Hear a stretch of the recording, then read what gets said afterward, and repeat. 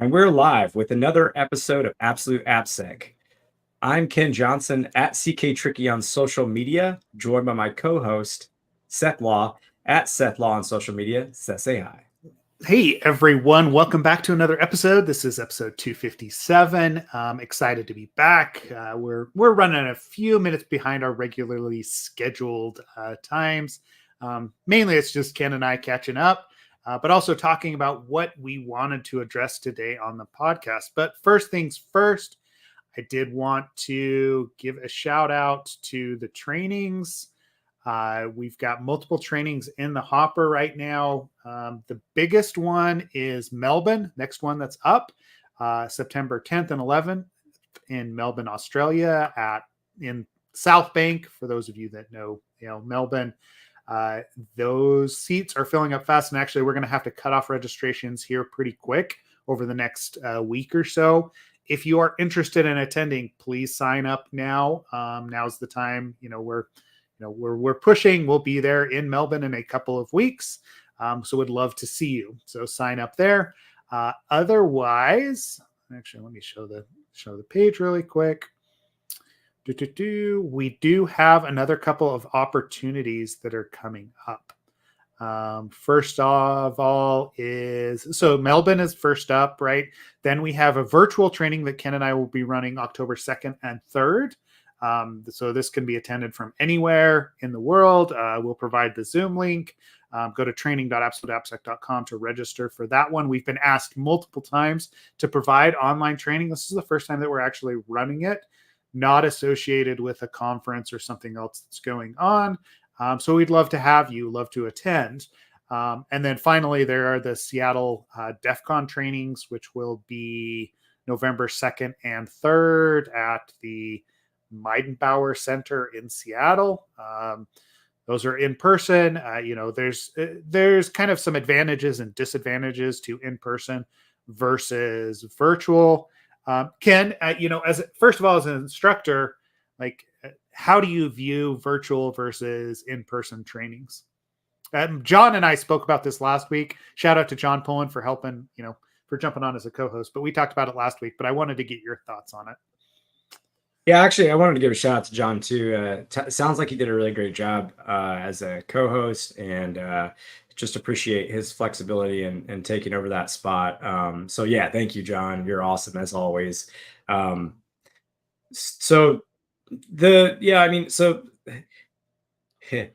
guess we should probably start off with saying, what does the training space look like today, right now? I mean, I think you and I have noticed is that if you have a very very limited travel and expense budget right now for organizations. So that budget just doesn't exist. I think we all know the economy is not in great shape. This doesn't look like it's improving at the moment. And so companies sort of aren't spending money on having folks travel to get training. So that's the crux of where we as trainers have had to start making concessions on, realistically, where are we just going to not train, or are we going to maybe use a virtual platform versus in person? What we have noticed, Seth and I, is that niche courses, though, it's a very niche course. This kind of makes sense. If it's a very niche course, maybe it's a very technical deep dive into one, specific. And when I say very technical, what I really mean is maybe it's just a niche domain that not a lot of people operate in, and it's very hard to get up to speed in that domain in a short period of time. But again, just not something that a lot of people are doing for their profession. Those courses are going to be probably easier to fill right now with T&E. So if you are a trainer and that is your what you do, then that's probably still fine to go the in-person route. Your real question was, though, I think, what is my feeling on the differences? And I mean, obviously in person there's more engagement. I enjoy it. I get to see people's faces and interact with them, and also it's kind of easier to troubleshoot things if for some reason, we haven't to date in our course had too much troubleshooting, but I do know once we started introducing Gen AI, into the mix, then yeah, of course there was one instance in which somebody had kind of a very edge casey system, and we had to troubleshoot. So, those are all pros. You get to see people, you get that sort of in person experience, and you can troubleshoot easily. Virtually, we can accommodate more people. Like that's one big factor. Also, like it's I don't I don't know how it is for the student. What do you think it is? Actually, let me just say what I think it's like for the trainer. I'm going to ask you what you think it's like for students. So, like, as a trainer, I can accommodate more people as long as there's two of us, somebody to kind of handle questions as the other person's talking. That works pretty well.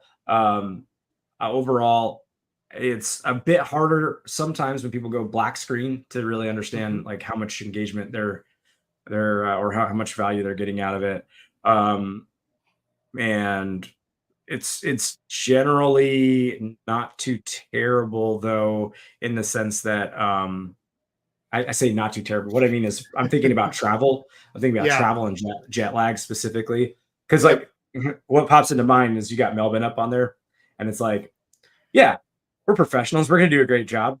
But that doesn't mean you're not going to be silently suffering a little bit with jet lag. I mean, that's just a reality, and that's fine. It doesn't bother me, and doesn't really change anything. But that is a I guess a reality. So from a personal perspective, when you do virtual, you don't have to deal with any time zones or travel, or like me, be sick for the last 3 days because you have been on the road too much and not enough sleep and around a lot of people and dealing with that. So, anyways, how do you think it is though as a student with virtual training? Or have you So taken virtual training as a student I before? yes, I have. I have. I've done both, right?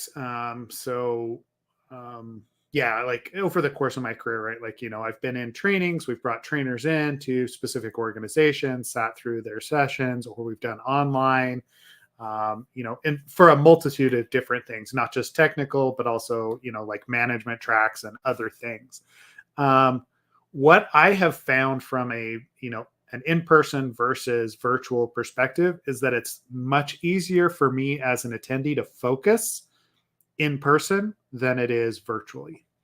Like, yes, from a cost perspective, typically the in-person trainings are more expensive, and I mean, you can even see that on our page, right? Like, because of the overhead that goes into travel, to filling up, getting a space, making sure that everyone has lunch, like all of those different things.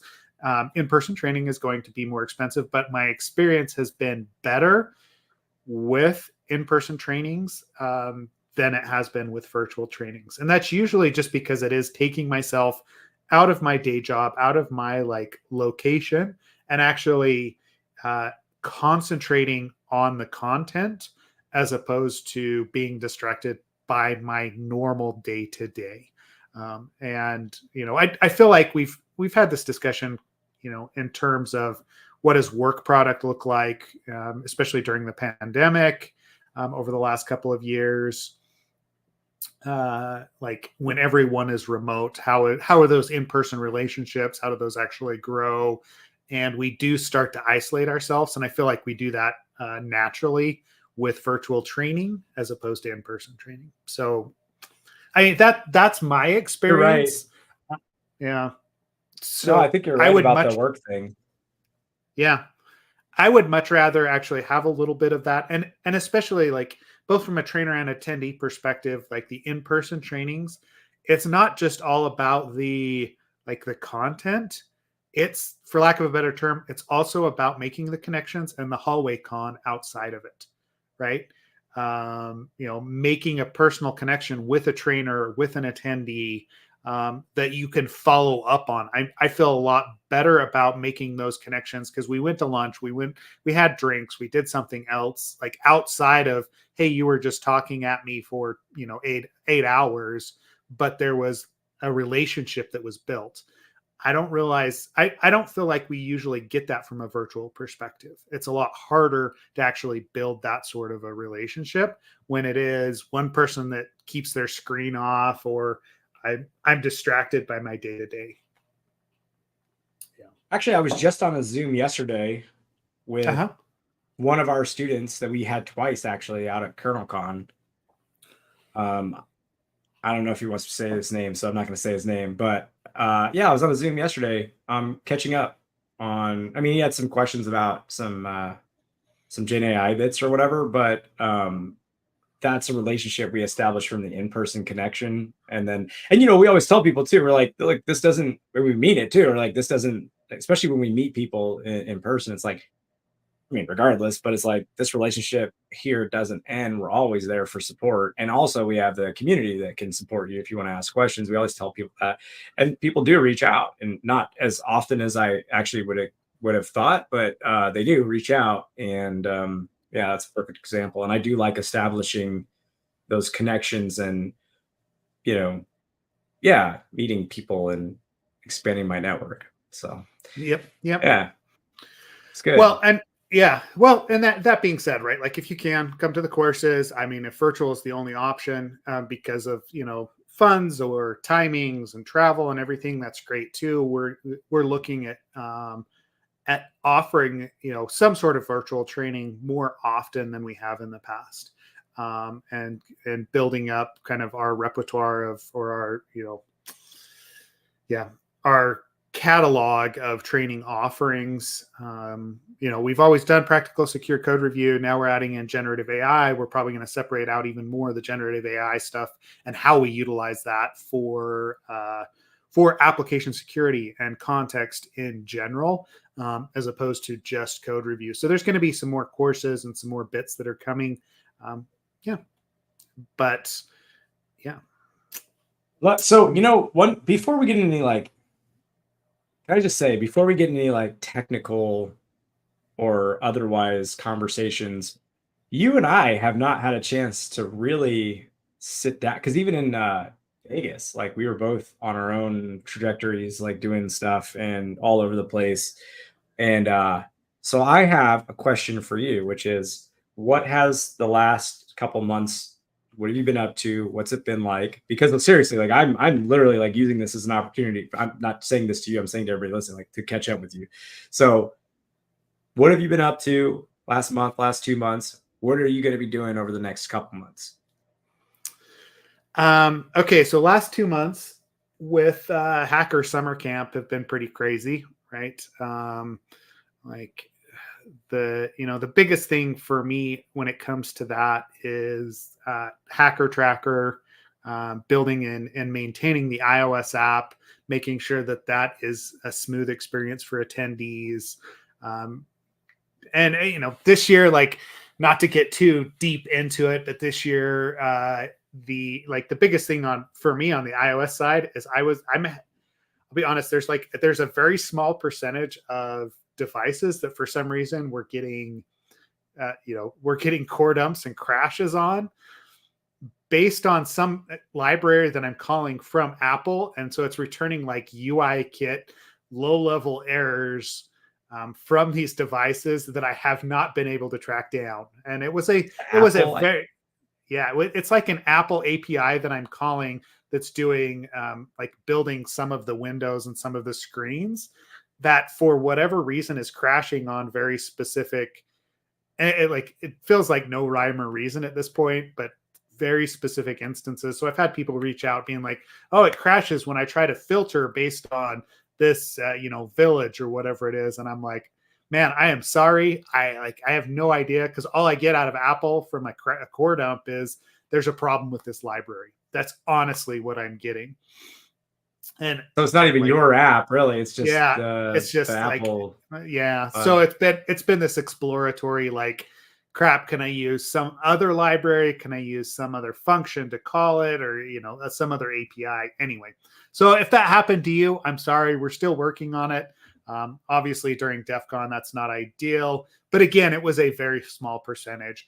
As far as like the feedback generally for the application, like most people are pretty positive about it.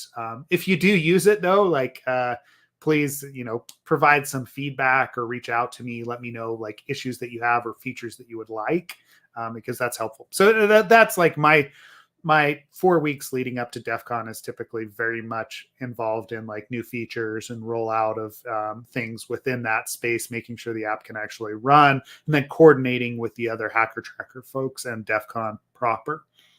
But also running a business and doing consulting.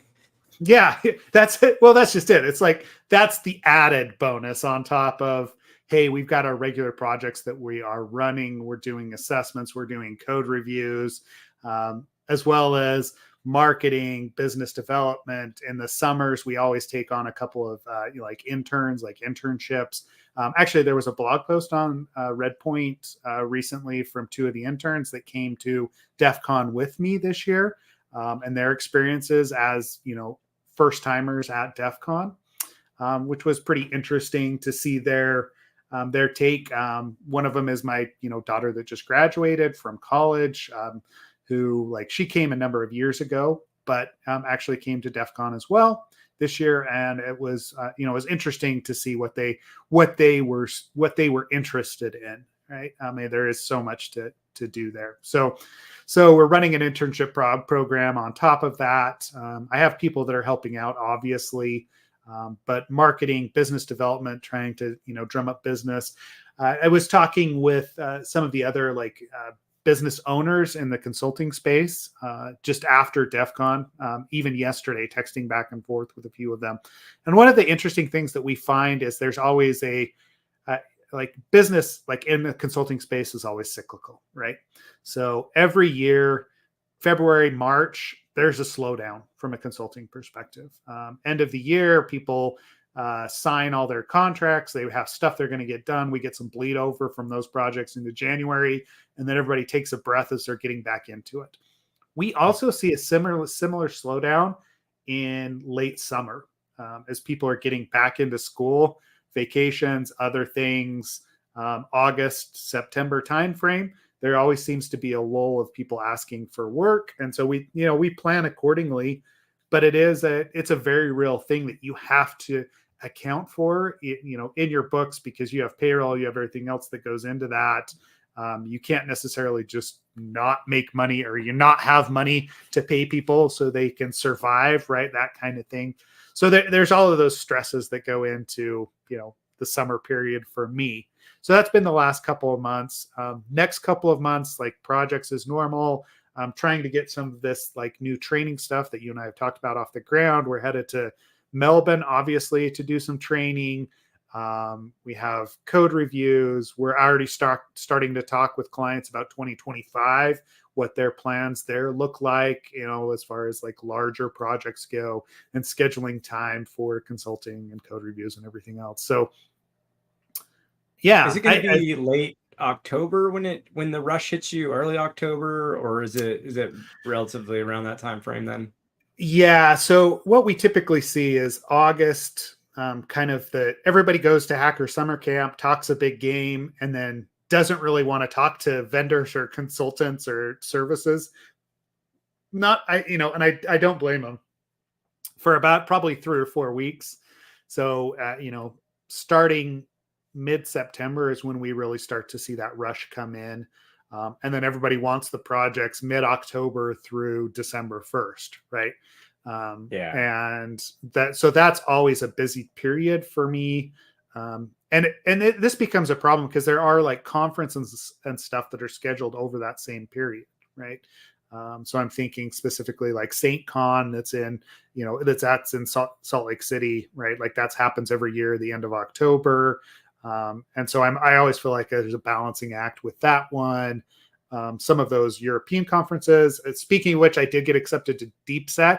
Nice. I'm probably going to go back to Vienna late Very November. Cool. Excited for that. Yeah. So that's November, you said? That's November. Yep. Man. I was looking forward to the lull of conferences between November and usually at least in the beginning of February. It sounds like you're just steamrolling through.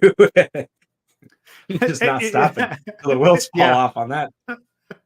Yeah, that's kind of, I don't know, when you're running your own thing and you the business comes in, there's definitely a correlation in the consulting space with how much you get out there and actually put yourself out there to the amount of business that you're able to bring in. Oh, it's not just consulting. It's I actually that's something I struggle with because I was so heads down for so many months trying to make technology work in a way that we needed to work, and it's so greenfield and all the R&D and effort and all, and then productizing once it's past R&D and all that stuff. That made it really hard to submit talks to anywhere. And also, I don't want to talk about something that I'm working on unless I've actually put it to good use, and I've seen it work, and not just for say a handful of customers, but see it on a scale work. And so like I didn't on a scale. What I meant by that was like on scale, like tens of thousands of pull requests and many orgs and all that fun stuff. So what I would say is that that led me to a situation where I do need to give talks, but I'm too heads down and too in the weeds and not comfortable giving talks about the things that I think are cool yet. That's not the case anymore. I can submit talks now, but it was weird because like it's exactly what you said. It's like I know for the business it's a very good thing to submit talks, to get out there for the community, to give them the same information that I was paid to figure out, and share and spread the wealth there. But like, yeah, it's like, how many hours in the day, and then again, like there's other constraints too around it. So thankfully now I can submit to talks, but you're right, you have to. It doesn't I don't feel like it's just if you're in professional services. It's if you run a business, like you need to get out there, you need to market yourself. There's a Yeah. number of ways you can do it. You could do like a lot of people do like open source tooling, or they do like blog posts, or they do whatever. They have a person that's on a DevRel, they go out and they talk, and they're on panels, and they're like Tanya, I think when she came on, she gave some good advice too on like taking care of conferences and organizers, and anyways, there's lots of ways to if you haven't seen it, go see the Tanya episode from, I don't know, a couple months ago or Couple weeks something. ago. Yeah.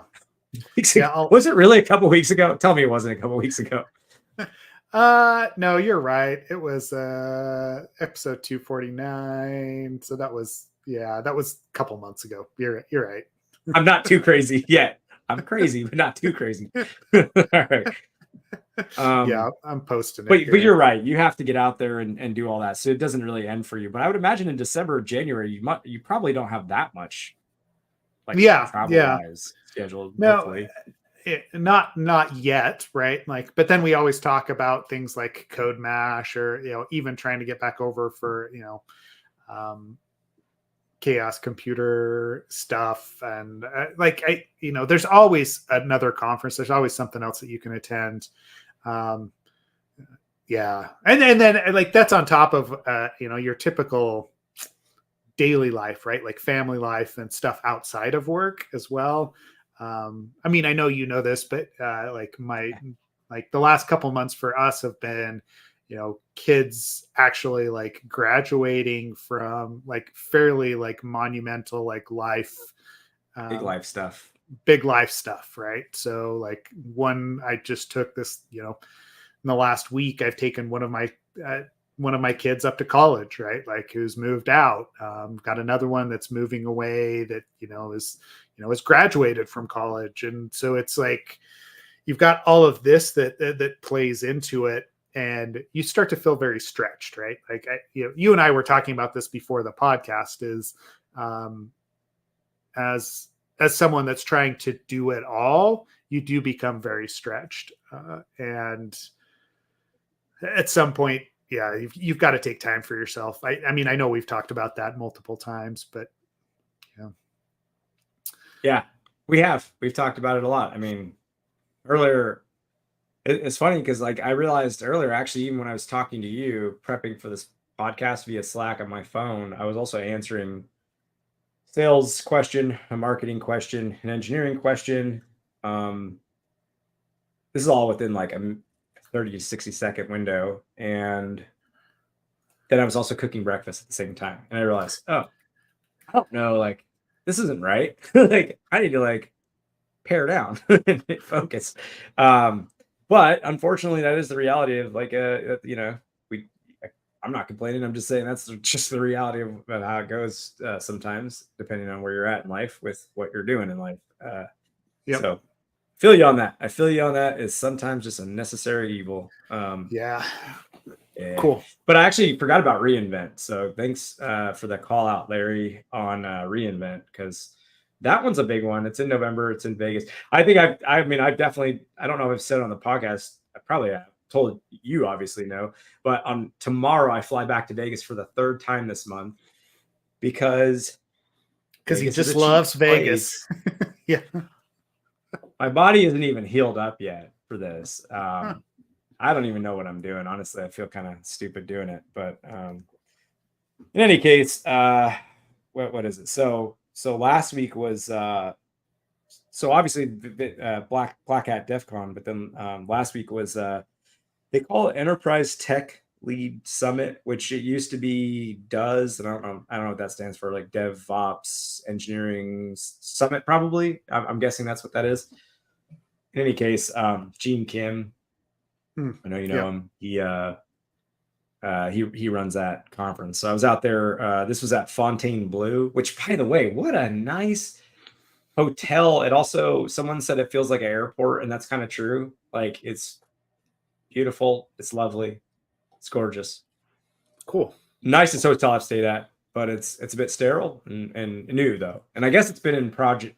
It's been in the works since 2003. So in any case, interesting stories about Fontainebleau there in terms of how it got to where it's at now 20 years later after them initially saying they were going to build it. Apparently there's been all kinds of ups and downs. But anyway, so we went out there. It was the actual conference itself. I worked a booth.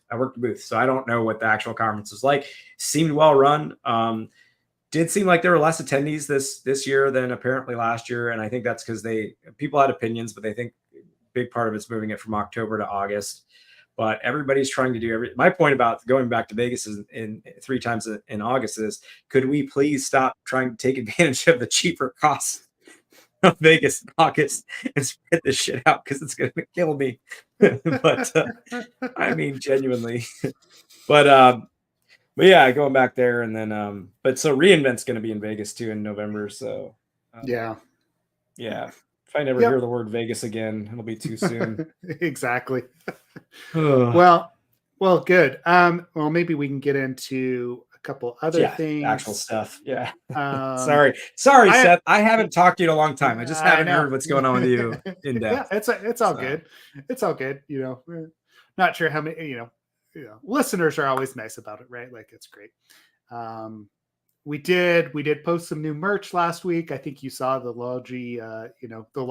Logical shirt, or the unicorn head shirt that we, here, I'll show it really quick.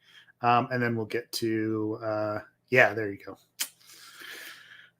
If you haven't bought merch, or you are looking for some Absolute AppSec, swag, merch.absoluteappsec.com. Anyway. So I did want to talk, actually, can we talk about the Georgia Tech thing? Because when you brought that up, I was like, man, that is so awesome. I'm gonna put the article on YouTube for you, and then Slack. Okay. If you want to give a summary of what's going on here. Yeah, and this one, we saw it in multiple different Slacks. I think Eric was the one that posted it in Absolute AppSec Slack. But let me pull up the article really quick and actually show it. Ken, I'll post it here.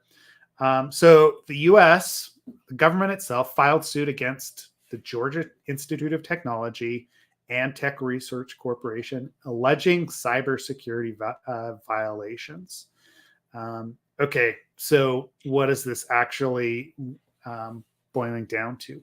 2 whistleblowers, 2 workers for the lab, reported to the government that the lab itself was not in compliance with contracts and with the contracts that they had signed in securing data and resources that have access to government to government information. That's really what this boils down to. The novel thing here, though, is that this is the first time that we've really seen these whistleblower lawsuits take place for what is effectively compliance, like an organization being out of compliance with their contracts. And from a cybersecurity perspective. And like, there's a couple of notable things in this from this, justice.gov um, post, right? Like, or, press release, whatever it is. It's, lawsuit is from May 2019 to February 2020 that things actually did not get properly secured. But it was a whistleblower lawsuit filed by two senior members of the cybersecurity compliance team, basically saying that the organization was making false claims. There's some back and forth with the lab, but it seems like the organization itself attested to the government that they were doing things like installing antivirus on all of the servers and desktops that had access to government secrets. And when in fact the head of the lab did not want to install that and got an exception from whoever, like the internal Georgia Tech people were, to not actually roll out these controls. So there's some what do I want to say here? There are some restrictions there's some misalignment that was happening between boots on the ground, what's actually being installed and how they're actually implementing controls, and then what they're actually telling to auditors. Now, if you're in the space, if you've ever been through an audit for a large organization, you know that this happens pretty much all the time, right? Like, it's always a question of who is talking to the auditors, how are they responding to the auditors, how are they doing sampling to make sure that controls are actually in place, are they sampling the proper systems, controls, networks, or are they able to actually fleece, right, for lack of a better term, fleece the auditors into analyzing systems that don't actually have an effect on what's going on, or don't accurately reflect what's going on in that organization. So I'm going on and on here, Ken, but like, I think that's, yeah, because no, I 100% everything you just said, because, and okay, let me ask you this. Do you think, what do you think the purpose of third-party vendor assessments are? Are they meant, and I'm not gonna keep it that open-ended. I'm gonna narrow it down. Would you say it skews towards, there's the always it depends caveat, and I get that, but would you say it skews more towards legally CYA, or me trying to make sure that you're actually doing security properly? It's a legal CYA. Right? I would say the same thing. Yeah, most places. And this goes back, I mean, honestly, this goes back to discussions that I have with clients all the time, right? Is what is driving the activity you are asking us to do? Is it legal or is it actual security? Because those are two different answers, and the cost can be very different based on what they're actually trying to accomplish. So third-party risk in this situation seems to have been driven from a legal perspective, and now they're in the find out phase of what they have done. Effing around part. Finding out. Yeah. I mean, honestly, that's what is happening here. Is the dude that, or the organization, did not want to actually put those controls in place, did not want to spend the money, and now they're finding out what the consequences of that are. Yep. And honestly, like, I talked to a client just about a week ago, and they were talking about developer training, and like, to go back to our training conversation earlier, and this is one of the issues that we constantly run into is, are you doing this just to check the box, or do you want your developers actually to learn something about security? Yeah. And what are you really going for? Yeah, what are you really going for? Because it's easy enough to go put a video together, have developers basically skip the video and just go answer the 5 questions about security issues and then move on and check the box.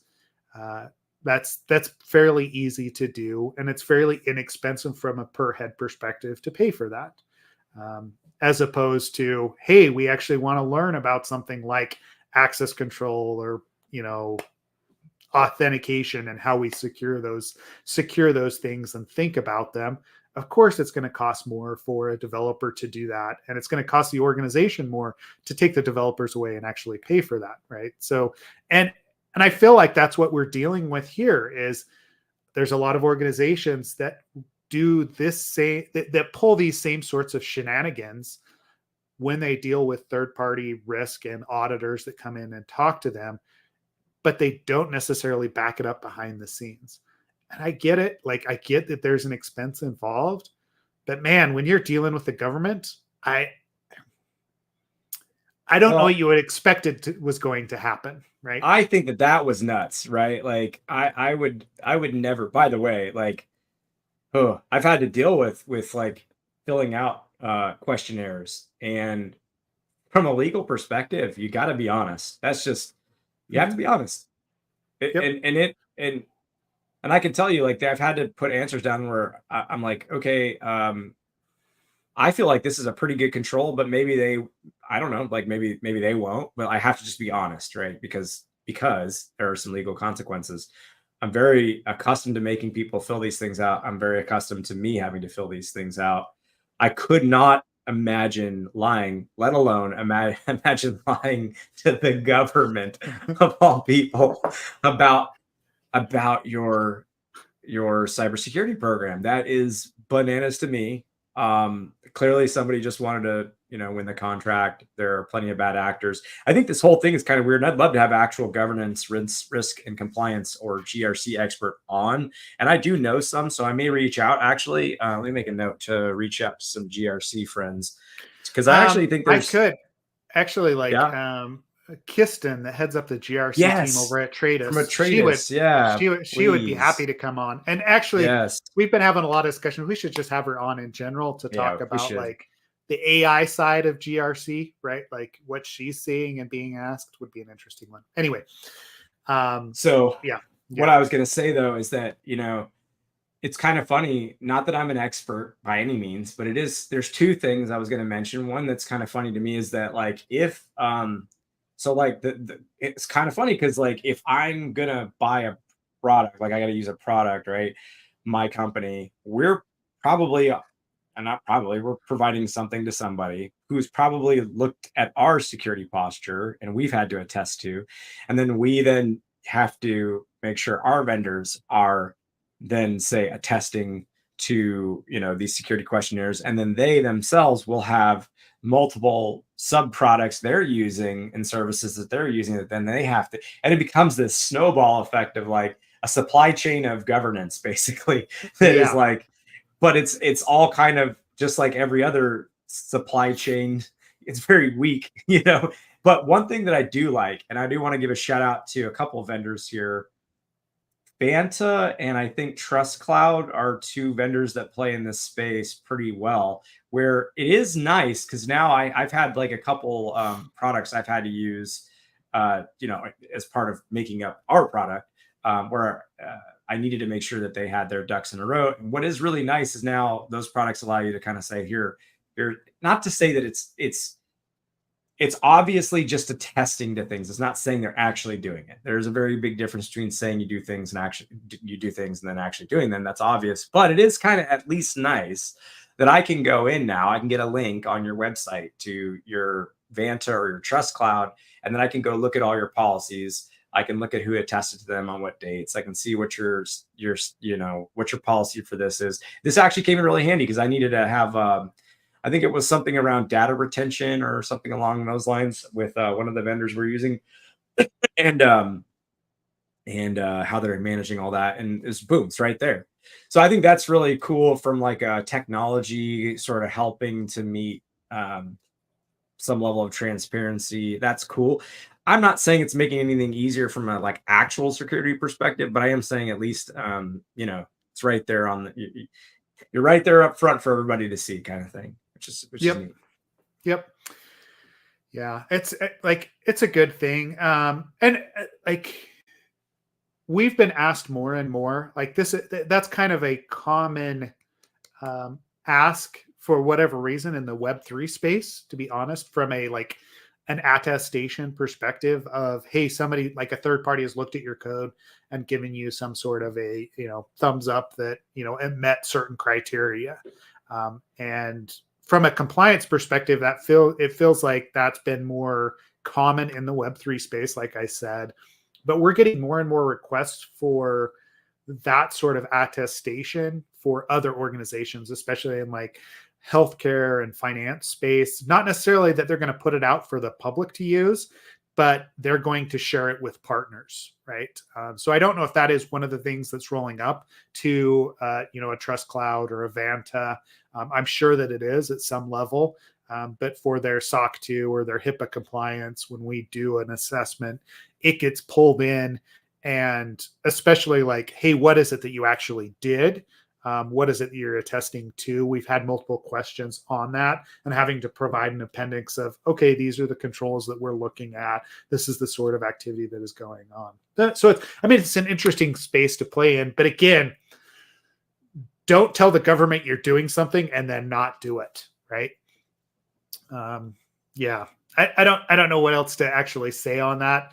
I do love this. Like, there's this one sentence embedded in here, and this is what I was talking about before. And if you've ever been at a university, you know that there's always this like this idea of academic freedom. I don't have to patch my machine because like I have academic freedom as a professor to do X, Y, and Z. And especially in the cybersecurity space, hey, that may be the case, right? Like we have lab networks that are set up that we're actually actively going to exploit, so we can teach students how to exploit things. All right, I understand that. But from a, hey, I'm actually hosting government secrets perspective and have like governmental information, that's probably not the best thing in the world. But there's this one sentence here: Georgia Tech allegedly approved the lab's refusal to install antivirus software in violation of both federal cybersecurity requirements and Georgia Tech's own policies to satisfy the demands of the professor who headed the lab. Oh man. But then okay, can I say this though? Yeah. There could be nuance there though. There could be nuance. Yeah. There could be like, hey, we can't install AV because it wouldn't make sense given the use case that we have here for these lab machines or something. Maybe the whole idea is I'm not, obviously they have enough evidence that this is some but I am saying there are little nuances like that where I'm like, ooh, I could see, as somebody who's had to like, yeah, I mean, I've never run a lab at a college, I'm not saying that, but I've set up labs, and I'm like, I know there's certain things that that wouldn't make sense to have as like a robust security protocol set of things to do, because it's a lab, it's torn down, it's set up, it's whatever, maybe it's even specifically I don't know, they're building their own detection and they don't want the antivirus doing, I don't know, I'm just trying to spitball here, but there might be nuance. I'm trying to, you're absolutely right. And definitely, like, I am viewing like the justice.gov press release for this. There's probably something from Georgia Tech that has a response, and that sort of, guess what? You're taking this out of context, right? Right. We are being sued, but there are nuances that go into this that there's a reason why it has to go through and be prosecuted to see if there was actual negligence going on, or if it's just, whistleblowers, trying to, I don't know, get some money back out or whatever it is, right? Because that's part of the, that new initiative, that cyber fraud initiative, is that a whistleblower who files one of these lawsuits, if the government wins and they're able to like pull some of that money back, that the whistleblowers then get a portion of that, right? So they've saved the government money, right? Cool. Oh, huh. Yeah. I missed that part. Wow. That's you didn't realize that? Hold on. Let's see. No, I didn't even realize that. I'm sorry. I'm behind the times, I guess, or didn't spot that paragraph either. Report cyber fraud. Interesting. Okay. Yep. So there's benefits to it, right? Like, Was this 3 or 4 years after the thing was filled out? Is that what, like, yeah, once they graduated kind of thing? the whistleblowers themselves. Yeah.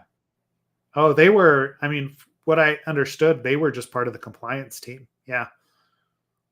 So it was filed by these two previously senior members of Georgia Tech's compliance team. Well, I can't read into too much of this because that's not fair to anybody, but without, actual knowledge. But that is there. It's interesting. There are There's these kind of nuances. little nuances for Yeah. sure. Yeah. Yeah. Man. But I mean, I think the main takeaways that I've got from that is, from a compliance GRC perspective, you have to dot your I's, you have to cross your T's, you have to do what you're claiming that you do. And if you don't, you better damn well have mitigating controls and evidence and reasoning behind it that is rock solid. Yeah, you're not wrong. Any lawyer would give you that same advice, right? I'm not a lawyer, but if you're not going to do some of these things that you're contractually obligated to do, probably talk to the lawyer first to make sure that it is an acceptable use case. We again, a dry run, we've had to do that where the wording in a contract was in such a way where we're like, I think we're meeting that, but we need to be sure. So we did. We've on a couple of occasions, like, in the final stages of procurement contract signing, where it's like, when you get down to like indemnity and questions about how you're handling certain things and all that fun stuff. Yeah. It's I agree with you. I'm just saying, I've actually put that into practice. Talk to the lawyer. You're smart to say that. And I think that's good advice. But don't go lying, out there. Yeah. But I do think this is like, okay, so can I just put a bow on this and say I think it's neat that I think it's at least good that folks are thinking about. Sorry, I just got a text message and it distracted me. This is why you should go on Do Not Disturb. To put a bow on all this, I do think it's good that, or at least there's precedent that someone is called on the carpet for attesting to doing something and then they weren't. So, cool. Well, and that was kind of my initial and like final takeaway on it as well. Is it'll be interesting to watch, but at some level, this is going to happen more and more. And I know from like a cyber insurance perspective as well, this will start to come into play, right? If you say you're doing something, you buy cyber insurance, you don't do it, all of a sudden you're not covered anymore, right? I can guarantee you that the insurance companies would look at negligence or, lack of controls as a reason to not pay out if you were the one responsible for a breach. We haven't seen that yet, but that it's coming at some point. Well, Seth, I know we've been going for about 48 minutes here, so not quite an hour, but unfortunately I apologize. I do have to wrap it up. Okay, that's great. Yeah. We were just talking about at the start of the episode. This is what it's like. And I apologize for having to wrap it up early, but this is where I'm at. So no worries. What we'll do is join us on Slack if you want to talk about this stuff further. We will be back next week before we head to Melbourne. We are in the, as far as like upcoming episodes, we do have some guests that we're trying to line up. People like, even Haddix is going to come back on at some point. Clint Gibbler, I ran into him at DEF CON, is going to come back on, talking about TLDRSec and what they're doing over at SEMGREP. We've got a number of different guests. Like this fall is going to fill up pretty quick, or fall into winter, with people that'll be interesting to talk to. But if you have something else that you would like us to address, please jump into Slack and bring it up. And if you haven't subscribed yet, subscribe to the newsletter. Just go to absoluteappsec.com, click on the newsletter. Otherwise, I'm trying to think. I don't think I didn't give a shout out to a sponsor this week. Ken, is Dry Run sponsoring this week? Or don't worry about it. You really need We're to go. good. Okay. Yeah, I really have to go. All right. All right. All right. Thanks, everybody. We'll see you online and appreciate it. We'll chat with you all next week. Thank you. Sorry. Talk to you. Bye.